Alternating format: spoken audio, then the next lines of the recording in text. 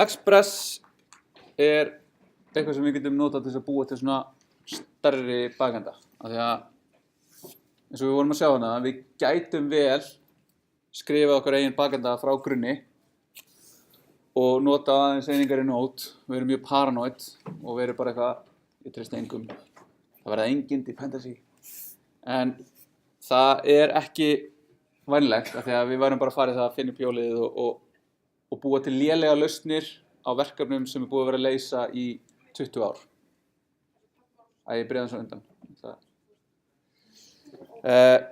Þannig að þegar við ákveðum að fara að gera eitthvað svona verkefni, þá veljum við okkur yfirleitt eitthvað svona framework.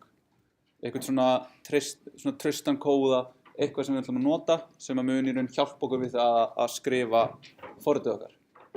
Af því að þetta að vera að gera þetta frá grunni, þó það sé góð æfing og góð leið til að skilja hvernig hlutinni virka, þá það ekki eitthvað sem við myndum vilja setja í loftið og leyfa fullt af fólki að koma inn á eða láta jafnvel eitthvað fjárhagslegt dependa á eitthvað sem er eitthvað svona, við vitum ekki nákvæmlega hvort það virkar vel eða hvort það sé einhverju security hólur í því eða eitthvað svona. Þannig að við viljum nota eitthvað svona stærra.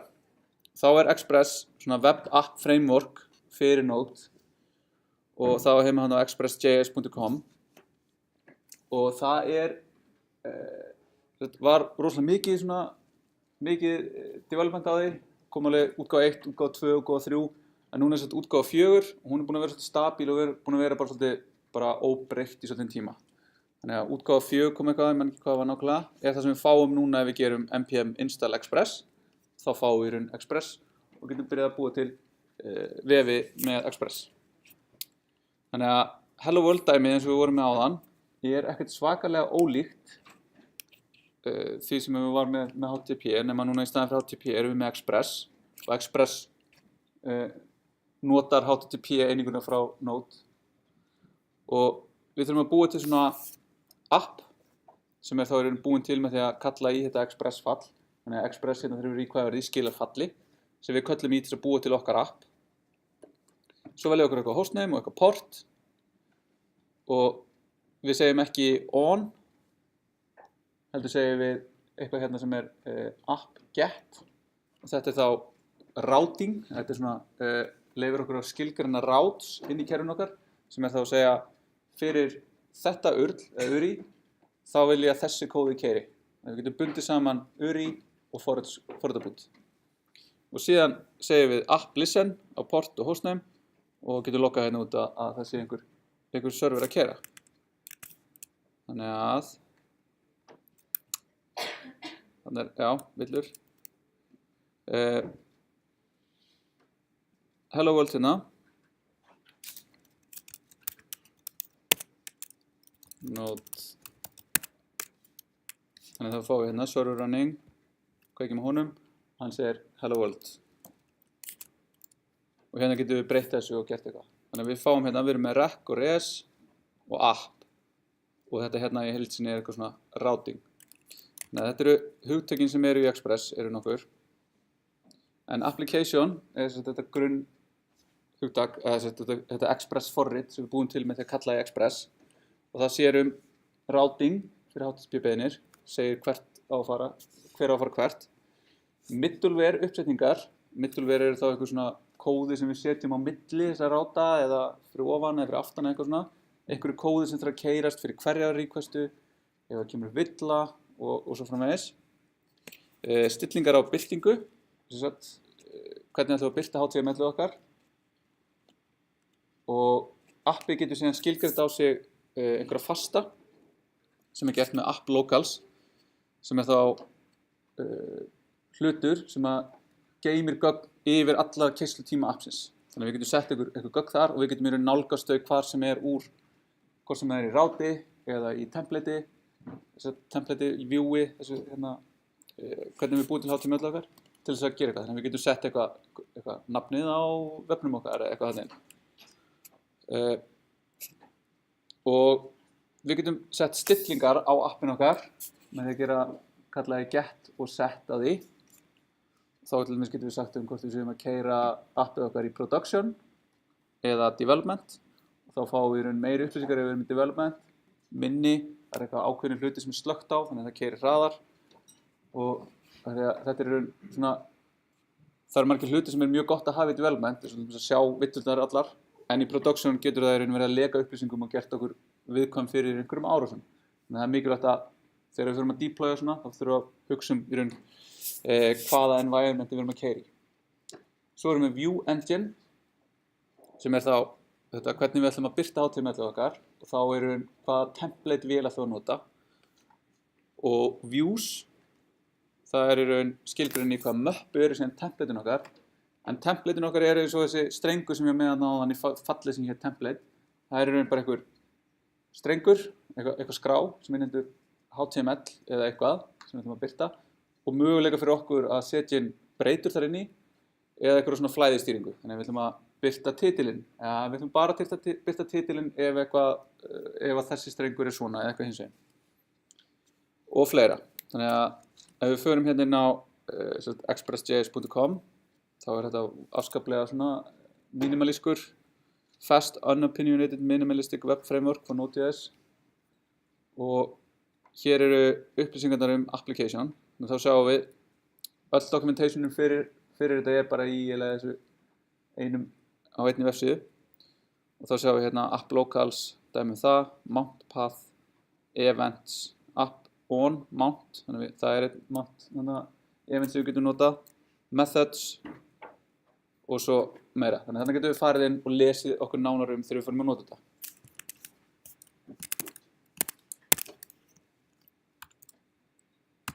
Síðan hefur appföll sem passa við þessar HTTP aðgerðir, eins og við sáum hérna dæminu, get, svo getur við líka verið með post, put, delete og fleiri í raun, bara eins og HTTP staðallinn skilgreina þær.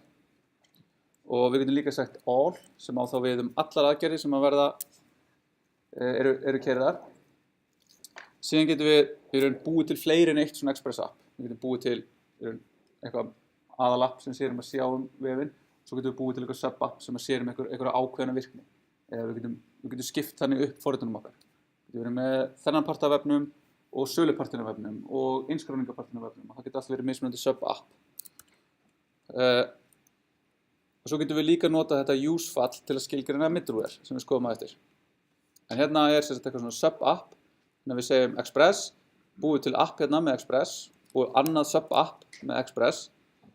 Og síðan segjum við að appið okkar hérna, aðalappið okkar, það notar sub-app og þá getum við sagt það notar sub-app en það á að vera í raun rátað alltaf á /sub þannig að allt sem gerist á sub-appinu gerist á /sub svo eitthvað. Þannig að við keyrum þetta upp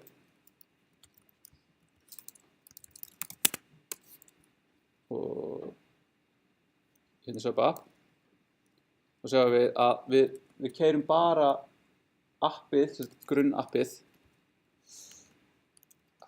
erfitt að stýra þessu hérna. Við látum það bara hlusta. Þannig að sub-appið keyrir ekki og ekki að reyna að hlusta á einhverju HTTP request, heldur það að nota óbeint í gegnum þetta hér. Þannig að núna ef við förum á slash þá fáum við hello world, en ef við förum á /sub þá fáum við þetta hér sem þá hello from sub-app. Þannig að það þetta hello world og sub hello from sub-app. Þannig að þannig getum við hópað saman virkni og gætum í raun require þetta sub-app úr einhverju annarri einingu. Þannig að þetta einlega til að skipta upp Express forritunum okkar. Síðan í þessum get föllum hérna sem við sáum hérna, þá alltaf hérna vísi eitthvað rec og res. Og rec stendur fyrir HTTP requesti sem að koma inn og res fyrir responsið. Og þetta bara í raun stytting sem við þurfum ekki alltaf að skrifa request. En við gætum það alveg, af því að þetta er bara nafnið á parametrum sem kemur inn í anonymous fallið okkar hérna. Við getum alveg kallað þetta foo og bar, nema það verður bara óþægilegt fyrir aðra að nota. En þetta er í raun venjan bara. Og þessi hlutir hafa bæði eigindi og föll. Eigindi til þess að fá einhver gögn úr því sem að koma inn eða að fara út og föll til þess að gera eitthvað. Ja, eins og við vorum með hérna í HTTP-pakkanum, nema það búið að bæta við fullt af svona hjálplegum föllum sem við notum í staðinn fyrir að þurfa að skrifa 5 línur, þá skrifum við bara 1 línu og svo þannig. Request, það fær URL sem erft frá HTTP en það gæti verið búið að eiga eitthvað við það, þegar allir með sub-appi gæti verið búið að bæta ykkur við það eða eitthvað svona, þá getum við líka fengið original URL, sem það bara nákvæmlega það sem við báðum þannig þá myndi það vera hérna sub-u-foo, það væri original URL. IP tala það sem gerði beiðni, þannig ef að einhver út úr heim frá af internetinu gerir request á serverinu okkar, þá sjáum við IP-töluna sem að gerði tenginguna, opnaði tenginguna, query sem þá query-strengurinn og fleira. Þarna margt sem við getum skoðað og gert eitthvað sjáum listan til hliðar til þess að gera eitthvað sniðugt. Föll eru síðan ekki jafn mörg og response-hlutnum, en við getum í raun athugað accepts sem í raun, ef þið munið hvernig í HTTP erum við með accept header sem segir ég sem client, ég kann að vinna með HTML, texta, JPEGs, CSS, JavaScript og eitthvað svona. Þá getum við athugað hvort að clientin kunni það og þá sendur hann það eða sendur hann eitthvað annað. Svo getum við sótt request headerana með get. Og ef við prentum aðeins út nokkra hluti sem að geta komið hérna, þá getum við gert hérna request.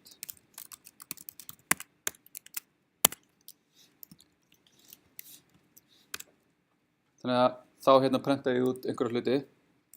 Við skoðum þetta hérna, þannig að hérna er ég bara að prenta út einn langan streng sem bara einhver property og einhver föll af request. Method, skoðum hérna, þannig að ég er að gera þetta með get methodinu. Ég er að biðja slash, og original er slash. IP-talan mína þegar ég er bara á mínu tölvuna mína, biðja tölvuna mína, þá er það 127.0.0.1. Með HTTP, hostnum með localhost, það er ekkert í query-strengnum. Ef við bætum eitthvað í query-strengin hérna, foo bar, þá fáum við hérna, breytist urlið. Við fáum passaðan query-strengin hér í gegnum query, sem til dæmis eitthvað sem er svona mjög næs, að þeir myndum bara fá þetta sem streng í gegnum HTTP-libraryið. Hérna erum við að lesa user agent strengin, sem í raun hvernig vafrinn minn, clientinn, hvað hann segist vera. Og host, ég baði sér hérna localhost 3000. Og svo hérna accepts JSON, já, út af þegar ég skila þá styð ég JSON, en foo, ég styð ekki foo, þannig ég fæ false tilbaka. Þannig að þá er það hérna accepts.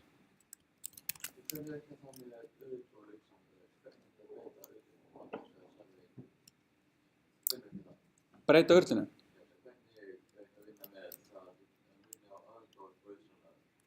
Já, það er bara þegar að það er búið að kæra einhverja hluti, þá getur breytt url, en original url er í raun, það er í raun ekki hægt að breyta því. Það er alltaf, það er alltaf urli sem var beðin. Þannig ef þú þarft að vita nákvæmlega hvað url var, þá notar þú original url, ekki url. Ég er að vinna verkefni fyrir Reykjavíkurborg og ég er að vinna á localhost hjá mér og fav-ikonið er kassað í vafranum mínum fyrir localhost sem ikonið hjá Reykjavíkurborg. Svo líka bara Reykjavík, borgin okkar. Nei, hérna.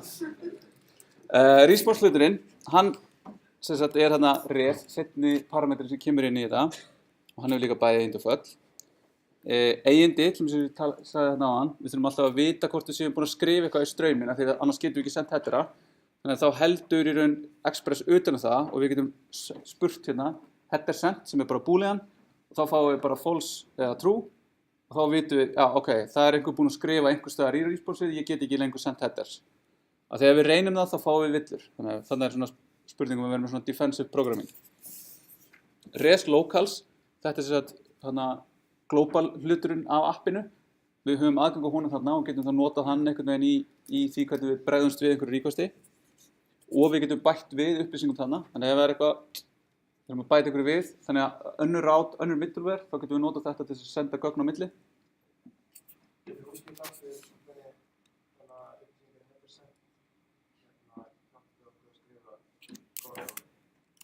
Ef við skoðum hérna, response hérna, ok. Ég ætla að klára og svo tekið dæmi og þú sjáum hvernig. Þannig að hérna er föllin sem eru, þá þá erum við með write sem elt frá HTTP sem leyfir okkur að skrifa í strauminn sem responsið.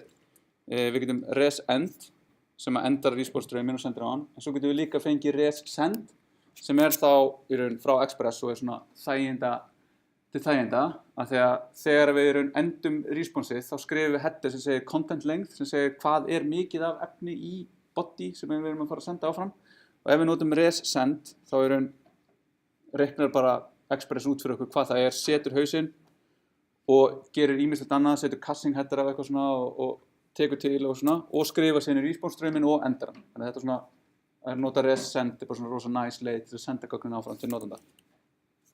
Og status setur statuskóðan. Set setur header bæði með field og value og svo erum við með eins og við erum með res send þá erum við með res JSON af því að í dag erum við mjög ofta búið til webþjónustur og getum notað Express til þess og erum þá að senda JSON þá bara res JSON sendir það bara eitthvað í javascript hlut og það bara sendir rétt JSON setur rétt að headera, setur rétt og bara þurfum ekki að gera meira. Og redirect, þannig að þá getum við redirecta við erum búið til HTTP redirect á okkur annan stað og fleira. Það mjög mörg föll á res, fleiri en á hinum. En ef við skoðum dæmi hérna þannig að þá aftur ætlum við bara að sækja frá get og hérna getum við aðtúa, búið að senda headera. Ef við byrjum bara á því að keyra þetta upp, response hello world, gerðist ekki neitt, af því að þegar við gerum console log í Express forritunum okkar, þá erum við ekki að setja það á framendan, heldur erum við að skrifa það í terminalið eða þar sem við erum að keyra forritið. Þannig að ég að keyra það hérna í terminal, það gæti verið að við sem að keyra það á einhverjum vefþjón út í heimi og þá myndi það skrifast í standard out á þeim vefþjón og við myndum síðan skoða seinna hvernig við getum fengið þessar upplýsingar. Þannig að við keyrum einhvern vef, hann hættir að virka og við veitum ekkert hvað í gangi. Þá getum við séð loggana á þeim vefþjón hvort og hvaða villur að koma upp. En ok, hérna sjáum við þetta, header sent, false, þannig að við getum ennþá átt við headers og þá getum við sett hérna foo headerinn og sendum síðan hello world, þannig að við opnum DevTools og network tabinn, opnum hérna headers, förum í response headers og sjáum við erum búin að setja hérna foo bar headerinn, eins og nætti að vera. Og sjáum við líka að það annar hérna X powered by Express. Við getum slögt á þessu með að nota app.set powered by false. Þá fer þessi header. En ef við breytum núna og skrifum eitthvað hérna áður en við setjum headerina og restartum þjónunum, þá opnum við þetta og þá ekki lengur hérna foo bar. Mjög sorglegt. En það út af því að það búið að það reyndar ekki búið að senda á hérna, það búið að senda á hér, þannig að við færum þetta svona og restartum og gerum svona, þá segjum við header sent true og ef við gerum svona, setjum header þegar það búið að skrifa eitthvað í strauminn og keyrum hérna, þá fáum við villu og þá fáum við bara villu hérna, mjög langa villu. Cannot set headers after they are sent to the client. Það búið að senda headerina og við erum að reyna að setja headerina, þá lendum við í þessari villu. Og þarna væri til dæmis mjög auðvelt af því að það Express hvetur okkur til að skipta forritunum upp í þessi route og middleware. Og við myndum allt í einu byrja að nota eitthvað middleware sem allt í einu skrifar eitthvað í strauminn hjá okkur. En það hefur aldrei gert það áður, þá getum við varið okkur hér, við verið defensive með því að segja get ég örugglega að skrifa header áður en ég skrifa header. Af því að ef eitthvað myndi koma upp, þá myndi vefþjónninn okkar bara krassa. Þannig að, já. Og svo hérna aukalega, getum við sendt hérna status og JSON, þannig að við breytum þessu hér yfir í þetta og opnum /JSON. Þá fáum við hérna JSON. Ég með extension í gangi sem að sýri mér svona parsed JSON, þannig að þetta lítur í raun svona út. Og ef við förum hér, þá sjáum við headers, response headers, content type, application JSON. Þannig að við þurfum ekki að setja sérstaklega þennan header, af því annars væri við myndi vafrinn ekki túlka þetta rétt.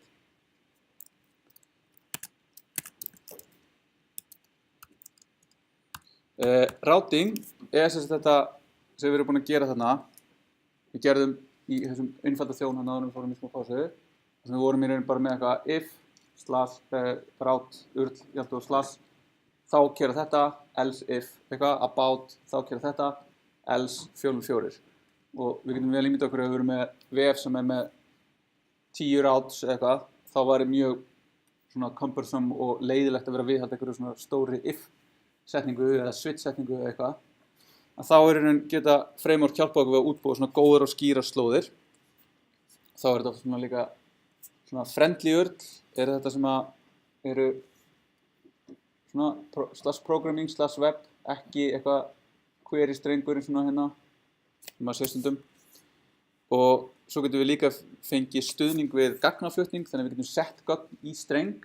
Þannig að við getum til dæmis verið með hérna eitthvað article /foobar, þar sem að foobar er eitthvað auðkenni á artiklinu, og svo búum við til nýja article sem heitir new article, og þá kemur það þarna inn sem þetta slug er þetta oft kallað, sem er í raun einhver svona auðkenni sem er ekki tala, heldur einhvern veginn byggt á titli eða innihaldi greinarinnar.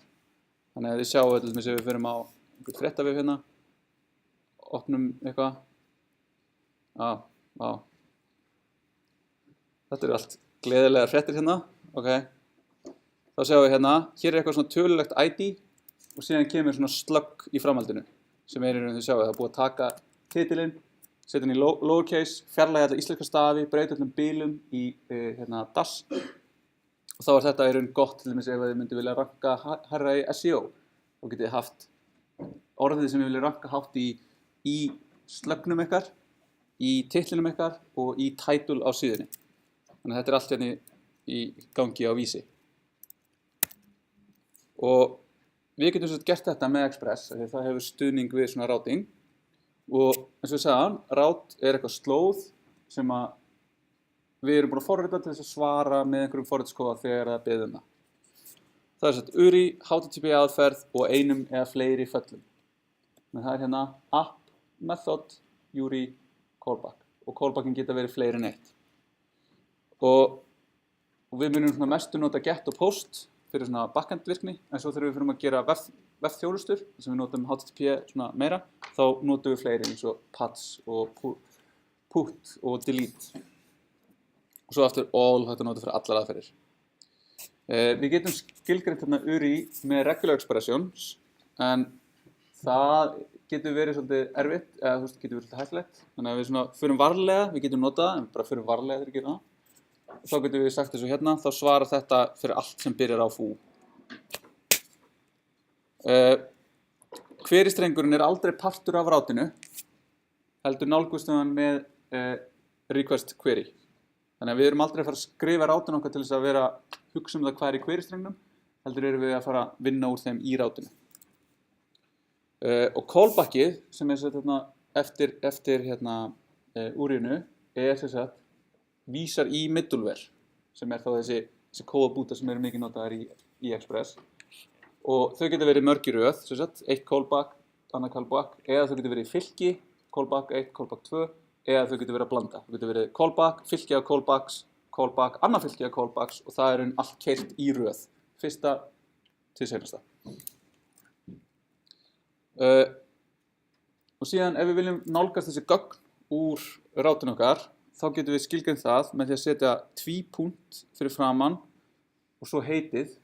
Þarna myndum við búið til rát sem er /users og við getum gert /users/1 og þá myndi user ID í rec params user ID vera 1.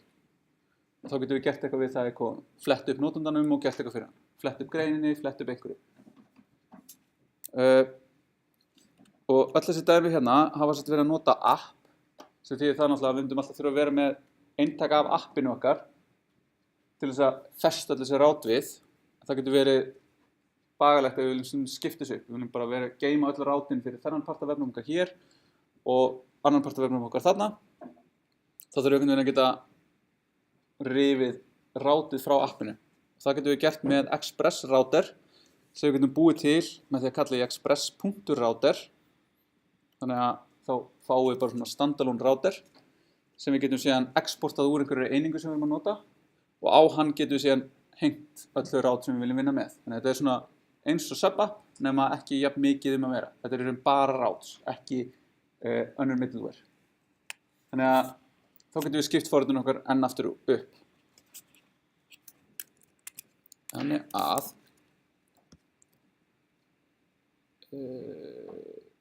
ef við skoðum hérna router, þannig að hér erum við með svona standalone router sem býr til hérna router, express router og þá getum við síðan bara nota hann eins og við notum app, bara router.get eitthvað hérna með regular expression og hérna með einhverjum gögnum og svo module exports router hér, þannig að þá getur ykkur require þetta skjal og nota routerinn og það er það sem að hérna router app gerir. Hann er hérna með eitthvað use, alveg eins og við notum hérna áðan fyrir Subba, þá getum við notað líka fyrir router. Þá segir það bara fyrir /foo, þá notum við router sem kemur hérna úr skjalinu okkar, punktur, /, skjal sem er hérna á sama stað. Og ef við byggjum hérna slash, þá ætlum við að redirecta yfir /foo. Þannig að við störstum þessum server.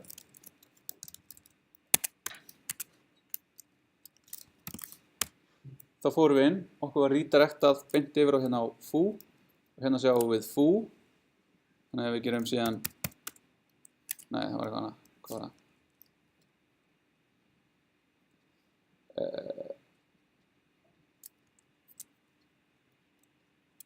Foo, já, slash, það er foo, endalaus foo. Þannig að þá fáum við hérna, þú ert á rec original URL, þannig að þá getum við gert eitthvað til þess að sjá, hei, hvað er mörg O sem hann valdi. Það er, eða eitthvað. Þannig að við getum gert bara eitthvað, whatever hérna. Þetta er mun alltaf rátast þarna inn af því að við erum með regular expression hann í og við getum líka sagt eitthvað, hei, það með að bara vera, þú veist, tölustafir eða eitthvað. Þannig að við getum unnið með regular expression hana. En aftur, þetta getur verið hættulegt, þannig að fyrir rólega í það. Og hérna getum við síðan fengið eitthvað gögn ef við förum á /bar, /eitthvað og þá getum við nálgast þau hérna með rec params. Þannig að við förum á bar, halló heimur, það klikkaði út af því að það var bil, halló heimur, foo fyrst, jú, svona, halló heimir, whatever. Þannig að þannig getum við skrifað eitthvað inn. Það er gripið og sett í þessa breytu og við getum unnið með hana. Ok, þannig að þá erum við búin að tala nokkuð um þessi middleware. En hvað eru middlewares? Middlewares eru í raun föll sem hafa aðgang að request, response og næsta middleware. Þannig að þau eru öll með þetta signature. Þannig að það er eitthvað function, það með rec, res og next. Það getur keyrt eitthvað kóða á einhverjum staði í forritun okkar, breytt request eða hérna, response, enda request eða response keyslu og kallaði næsta middleware. Þannig að við getum notað þetta til dæmis ef við ætlum að logga niður alla sem komin á vefinn okkar. Þá getum við búið til middleware sem séum það að logga. Setjum það bara efst í appið okkar, þá bara fyrir hvert einasta request sem kemur inn, þá skoðum við, hei, loggum hérna niður IP og user agent í eitthvað gagnagrunni eða eitthvað. Það getur gert það. Það getur brugðist við villum. Það getur passað upp á það að bara þeir sem eru auðkenndir geti séð ákveðin part af vefnum okkar.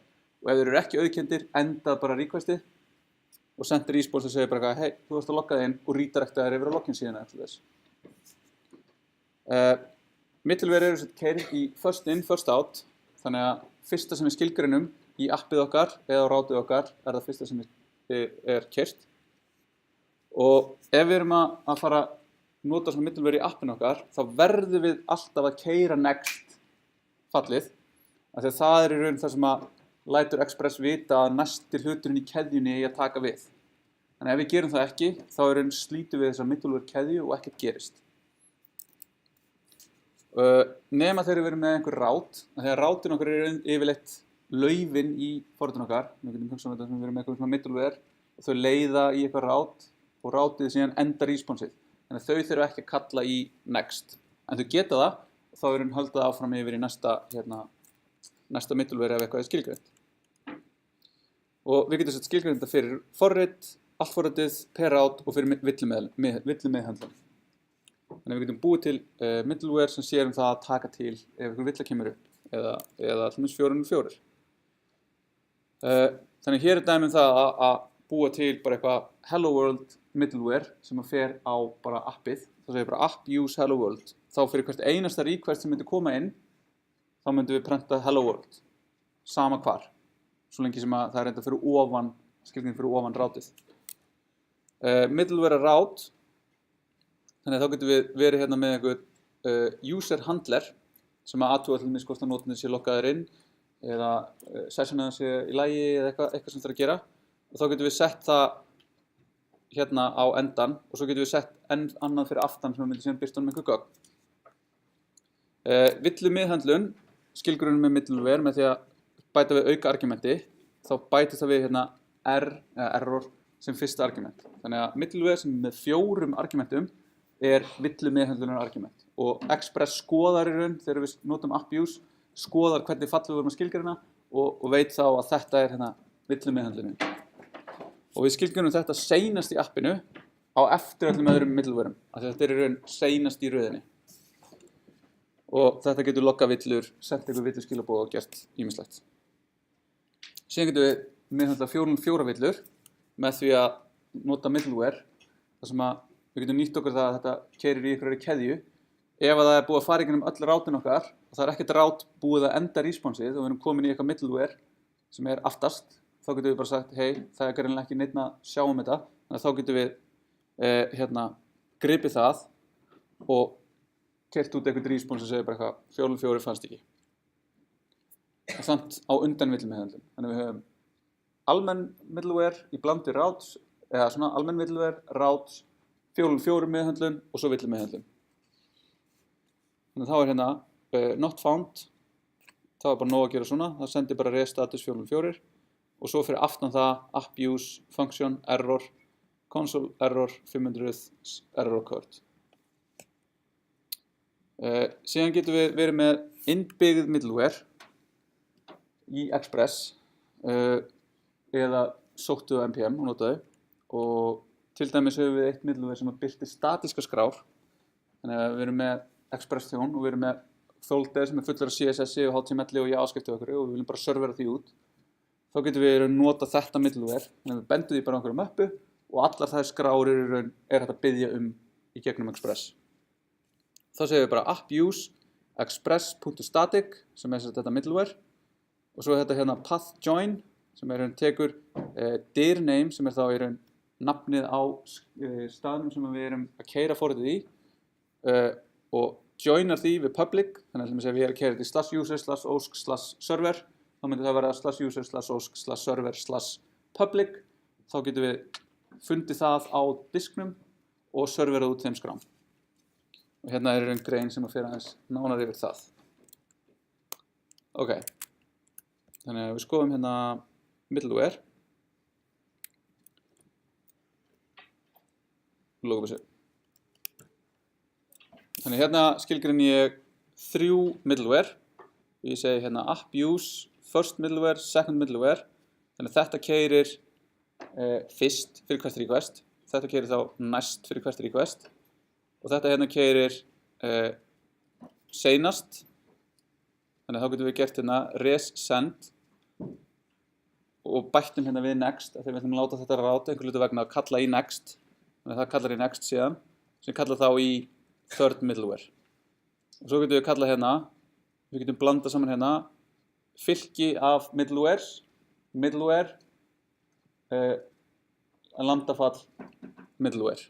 Þannig að við getum blanda þessu svona saman í alls konar.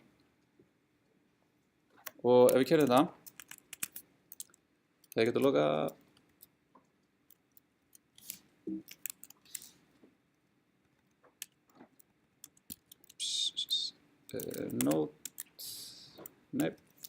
Express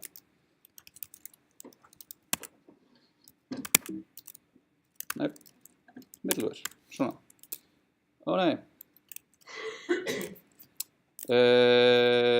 Nú lokaði ég þessa terminalinu í Visual Studio Code sem var með server keyrandi og sá server sem sagt losaði ekki portið. Þannig að núna fæ ég villu hérna sem segir address in use. Það ennþá bándað við portið sem að ég var að nota. Þannig að það þetta að gera svona nákvæmar aðgerðir til þess að vinna úr þessu. En svo líka þetta kallir kill all node. Þannig að það drepur alla prósessor sem heita að einhver leyti node. Þannig að nú drápum við þetta barnana, zombie einhvers þar og getum kert serverinn okkar. Þannig að núna fáum við hérna request / allt búið. Og við fáum hérna foobar. Þannig að ef við kerum í gegnum þetta, þá ef þessu gerist að request á hérna. Þetta það sem gerist fyrst og loggaðist út í konsolin. Svo kallaði next sem setti data sem foobar. Síðan fórum við í rátið sem að sendir út res locals data. Þannig að þannig erum við búin að setja hérna, festa einhver gögn við responsið sem önnur middleware geta skoðað.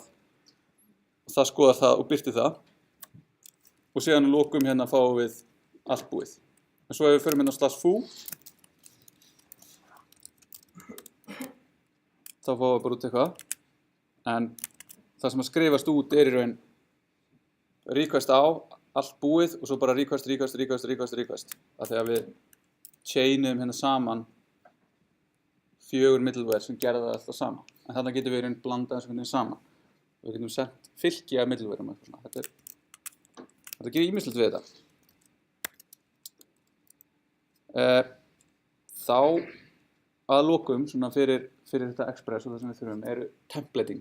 Þá þurfum við að hafa einhverja leið til þess að búa til eitthvað HTML. Og það ekki skilvirkt að vera að gera það sjálf með því að setja saman einhverja strengi. Það auðveldara með template strings en það samt til fullt af svona templating málum. Og templating mál leyfir okkur að búa til útlit óháð virkninni. Þannig að við getum notað template mál, við getum notað sama templating mál í Express eða í .NET eða í öðrum forritunarmálum eða öðrum frameworkum. Og Pug, EJS, Handlebars, Mustache, öll dæmi templating mál.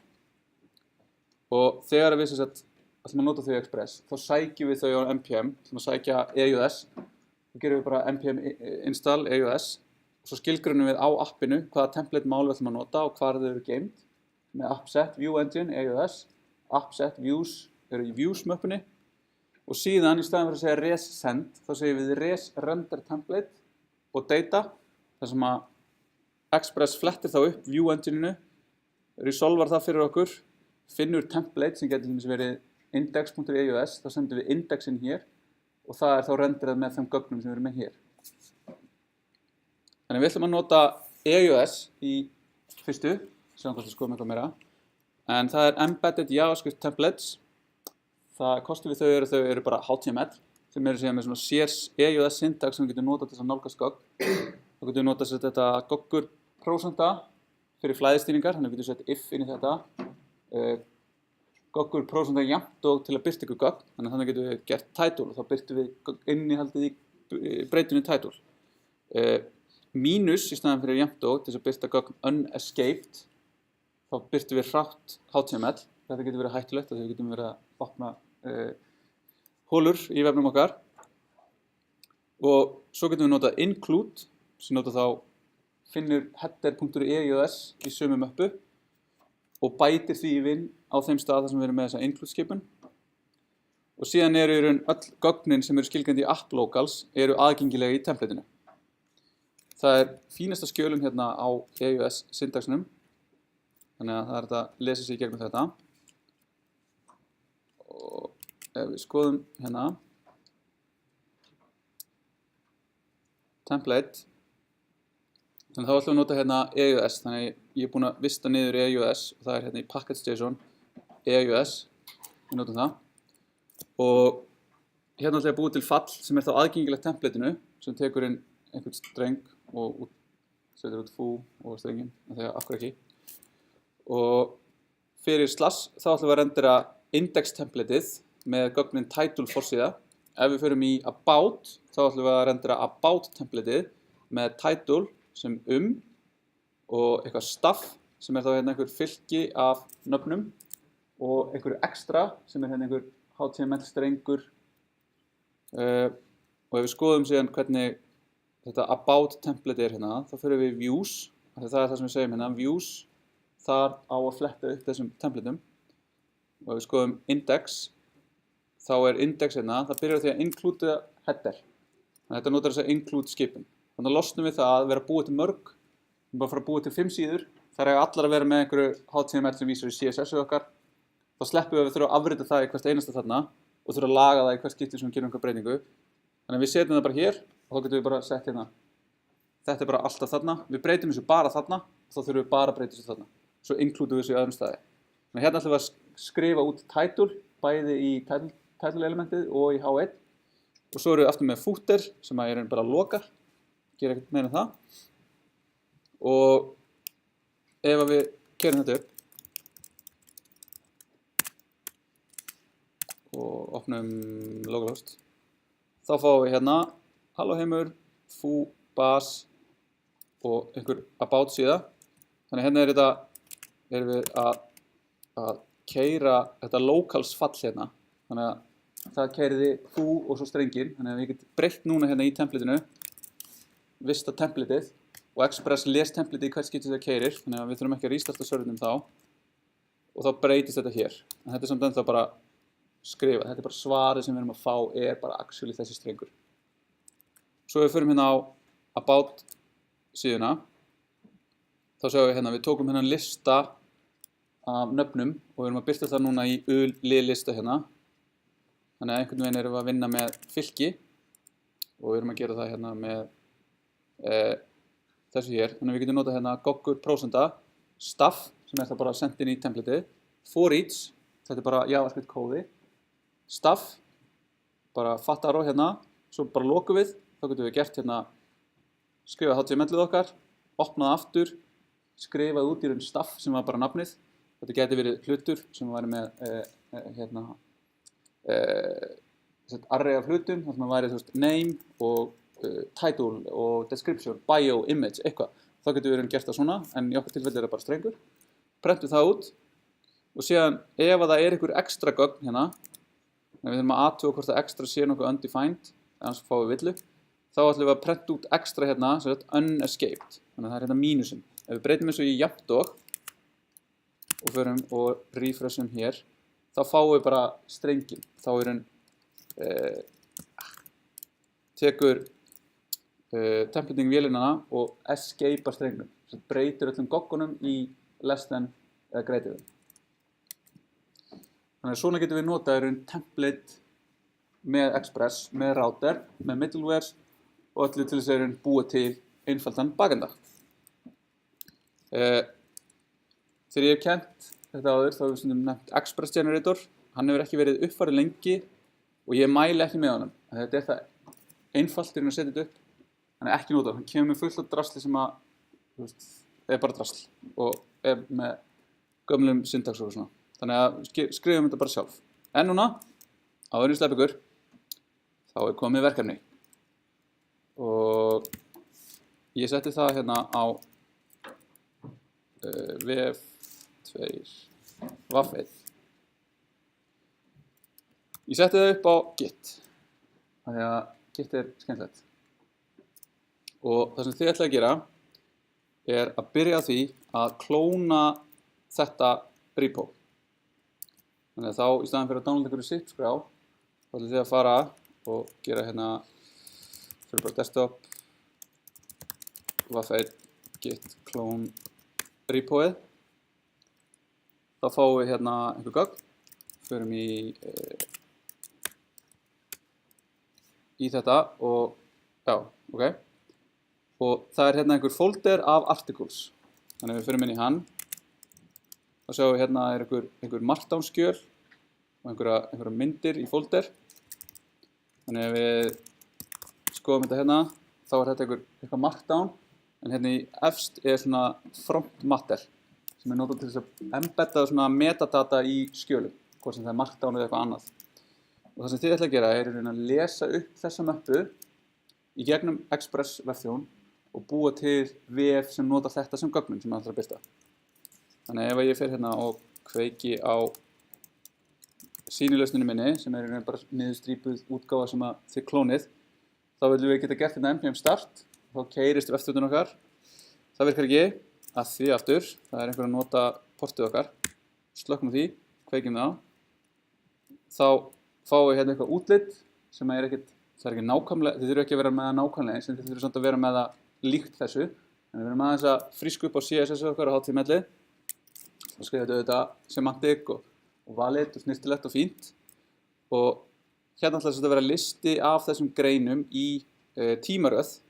Þannig hérna er nýjasta greinin fyrst, 18.1., 17.1., 16.10. Og ef við skoðum hérna hvernig þessi articles líti út, eins og Batman, þá sjáum við hérna GitHub styður svona front matter og birtir það hérna fyrir ofan í svona töflu. Og sjáum við hérna slöggið á þessa greina á að vera Batman. Og þá er það hérna það sem ég ætla að fá hérna. Ég íti á þetta, þá fer ég hérna yfir á Batman og þá fæ ég greinina með textanum, þess að túlkuðum úr markdown yfir í HTML.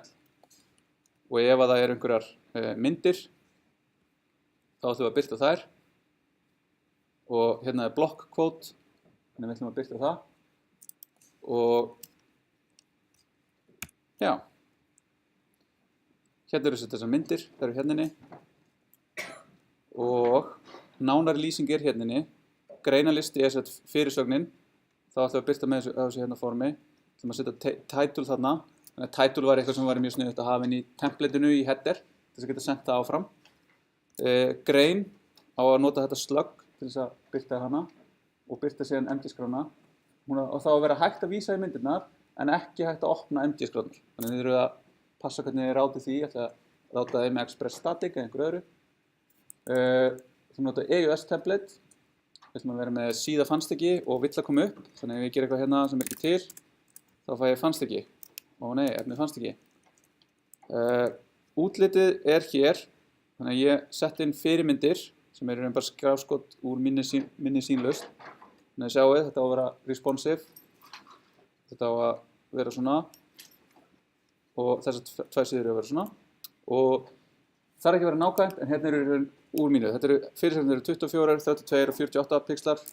Gott að skilgreina bara með grunn, og þetta er svo rem, þetta er 1, 1,5. Og 3. Efni miðjað, ekki breiðar en 1200 pixlar. Við ætlum að nota Flexbox, við ætlum að fara eitthvað að stíla þetta. Og 2 leturgerðir hérna sem er frá Google Fonts. Síðan getið þið gert þetta hér. Þið getið fengið aðgang að GitHub, af því þið eru nemar, í gegnum education.github.com. Þá fáið þið ókeypis private repos. Þannig þá ætlum þið að búið til private repo sem inniheldur þetta. Þetta þarf ekki að gera, en þetta heyrið í mér eða í lendingunum vandræðum af því að það er gott að gera þetta og gott að kunna þetta. Og síðan ætlum þið að skila til dæmitímakennara slóð á repoið og þið hafi gert dæmitímakennara að collaborator í því. Og hér er mat á verkefninu og þið hafið 2 vikur pluss 1 dag, 2. febrúar. Og með því segi ég takk í dag.